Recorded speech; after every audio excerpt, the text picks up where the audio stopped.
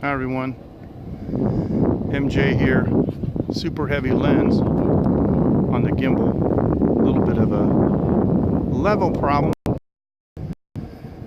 But we are in a place called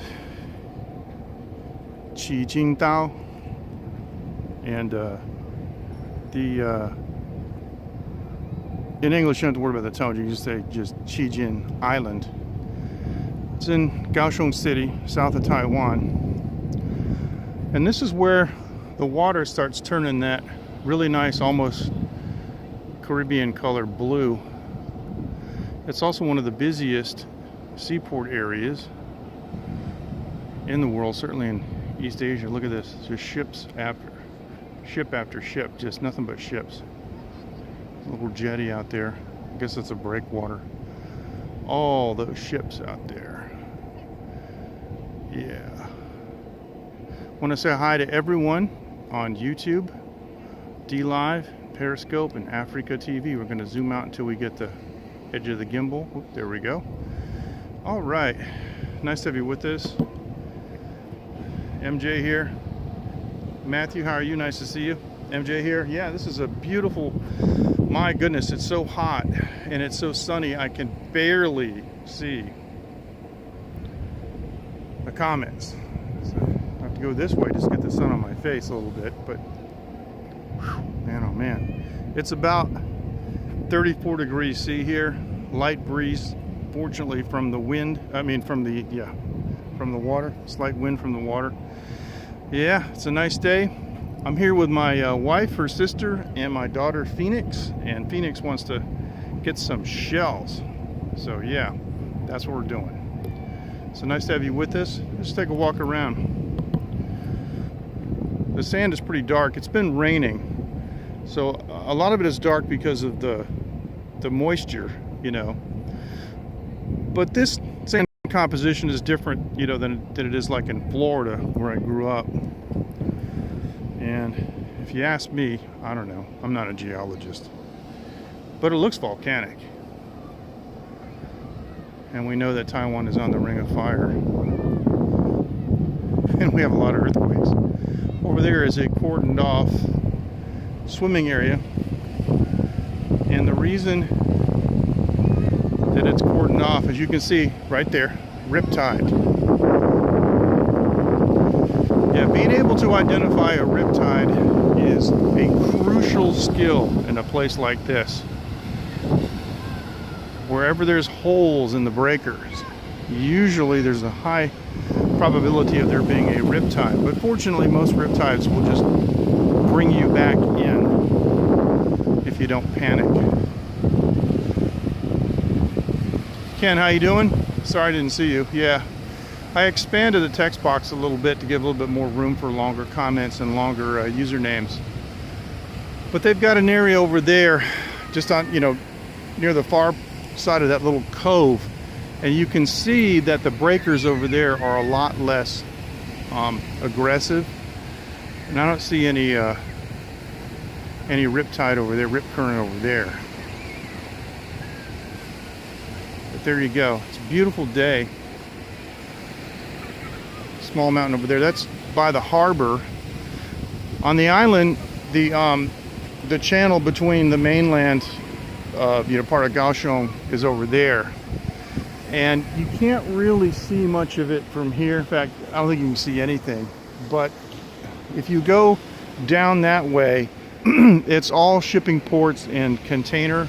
It's a big, huge container yard, just yard after yard, literally thousands of containers, tens of thousands. Because all these ships are, well, they're mostly container ships. There are some tankers. And so, yeah, big port down here. And if you look at like marinetraffic.com, you can see how many ships come in and out here every day. It's astonishing. But this is a nice little island. A lot of people live on it. It's not just a isolated island, houses and stuff. But let me tell you about the first time that I saw a beach in Taiwan. It was in the year 2000, and I went to Tainan, which is a little bit north of here, and I saw all this white stuff on the beach that looked like snow. I took pictures of it, and I still have those pictures.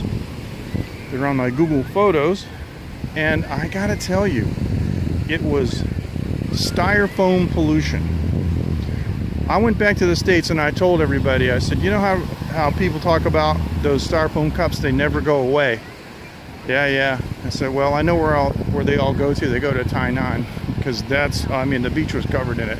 Now here we go, no swimming. No swimming. And that's because of the rip current. And the rip current wants to suck you right in. Yeah, it did. It really did pack it down, yeah. But over there is the little cordoned off area. Now you notice there's not many bathing suits today. Like for example, these folks over here, you know, especially the ladies, got a full-length dress and a umbrella, lots of umbrellas. People don't really like to get sun here like they do in other countries I've been to. Even in other Asian countries, like I've been to Borneo, and the beaches there are really nice. Some of the islands. I was on an island off of Borneo. Everybody was in bathing suits and was laying on the beach trying to get sun, trying to get it tan, but not here. Anyway, some folks up here taking some pictures. Let's go see what Phoenix is doing. Phoenix actually asked me if I could do a live stream and show her with the shells. And I said, yes, I can. Check my motor here for heat. Okay, we're good. I told her, yeah, I can. I think I need to add a counterweight on the other side when I got this huge lens. This huge lens, though, is quite distortion free. Now, I want to thank, if you look in the upper left-hand corner, I want to thank my sponsor, ivideo.com.tw, and depending on the platform, you can look in the description or in the profile and find a URL and get a 10% discount code every time you order. They have these fantastic battery bank Wi-Fi boxes, and this is what we're using right now. There are but how you doing, by the way? Nice to see you again on Periscope. There are, but not like, I've been to Sanibel and Captiva Islands, you know, off the west coast of Florida, just north of Naples, and that's like the shell capital of the world. These are all busted up, you know, but for a kid, she loves it. All right, let's go over here and see what we're doing. This is my wife's sister standing up, and this is my wife with the umbrella. Probably doesn't want to be on camera. Okay, Phoenix. This is my daughter, Phoenix. What are you doing? I'm collecting shells. Collecting shells. I see some shells over here. You see some shells over here. Okay, hang on. Show me.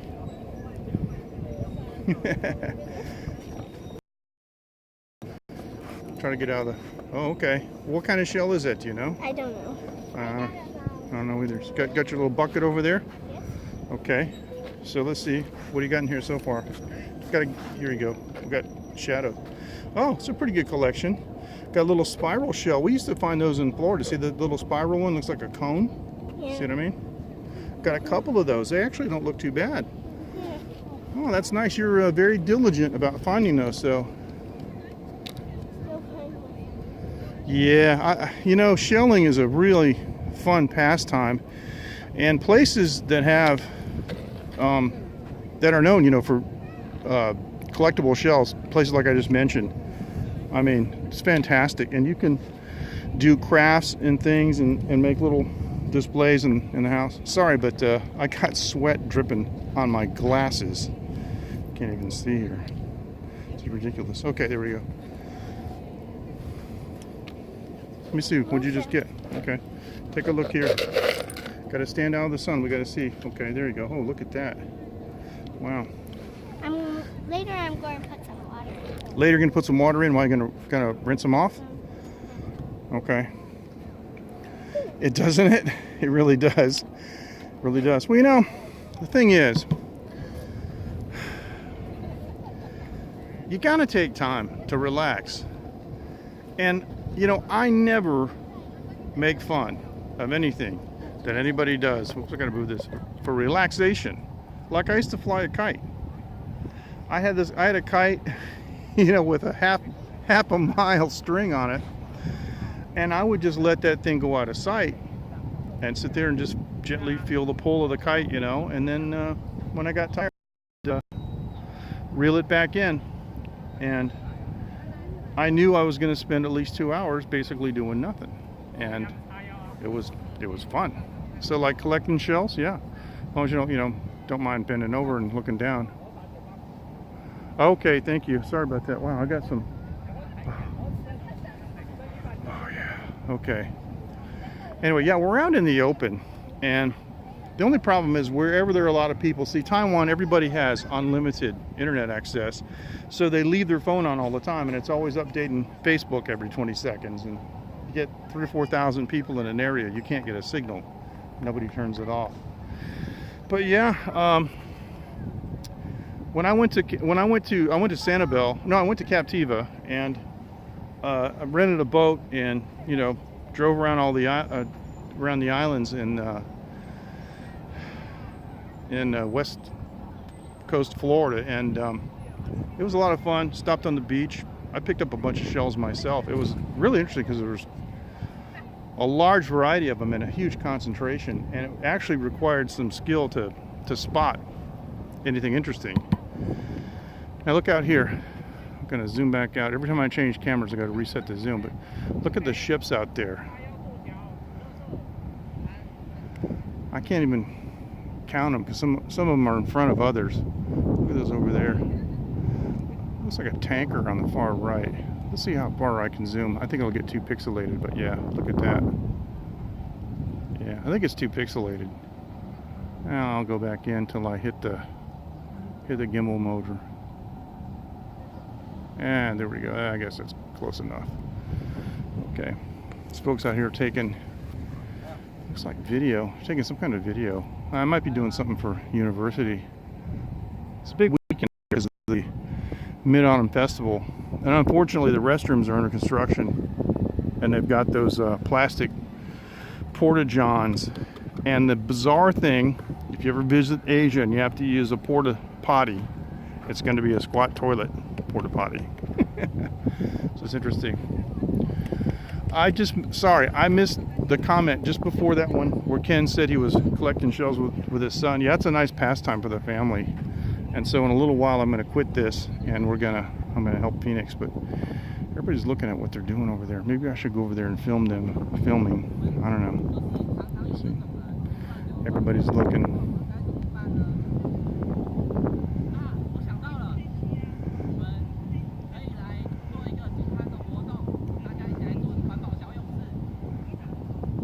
Wow, interesting. Okay, sorry I missed that comment. If you wouldn't mind repeating it, I'd really appreciate it, because I got no way of going back and seeing it. I apologize.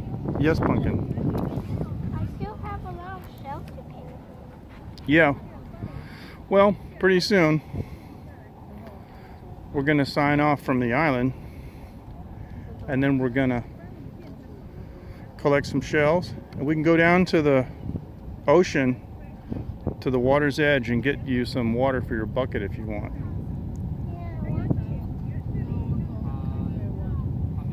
Okay. All right. Show me what you got, Phoenix.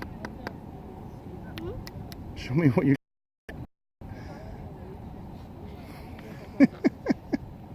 What were you daydreaming there? Okay, here we go. This is what we got so far. Oh, I want to get your shadow in there. It's pretty good little haul of shells. Not bad. I like the spiral ones. The spiral ones are my favorite. Yeah, we used to get those in Florida. Here you go. Let me give you the bucket back. Here you go. What'd you find? Let me see. What is it? Oh. That's a shell fragment, Phoenix. This that's is not a spiral. Oh, that's a spiral. Okay, okay. Boy, the sand really sticks to your hands, doesn't it? Because it's all wet. We threw it Okay, in. take your bucket. There you go. More spiral. Yeah. Yep. Yeah, Phoenix is completely bilingual. It's amazing. And she even knows Taiwanese. And she's been learning Japanese from watching television. Makes me sick because I struggle all the time. You hear me talking Chinese on this channel a lot. And it's a struggle, you know, but she was born here, and from day one I have spoken nothing but adult level English to her, and absolutely no baby talk at all. I'm not in favor of baby talk, and my wife's parents and other family members would try to talk baby talk in Chinese, and we told them no, just use regular standard level language, and it's made a big difference. Her language skills are pretty astonishing. All right, it's been a pleasure. I'm gonna leave you with this little beauty shot here. Thanks so much for joining. Oh, it's okay. Thanks so much for joining, you guys. And we want to say it's Jin from Taiwan. Have a great afternoon. Thanks, Matthew. Sorry, it was so hard for me to see the screen. It's just so bright out here. It's incredible. Guys, take care, and we will see you next time on Taiwan Live TV. Thanks so much for joining. It's Jin. Bye-bye.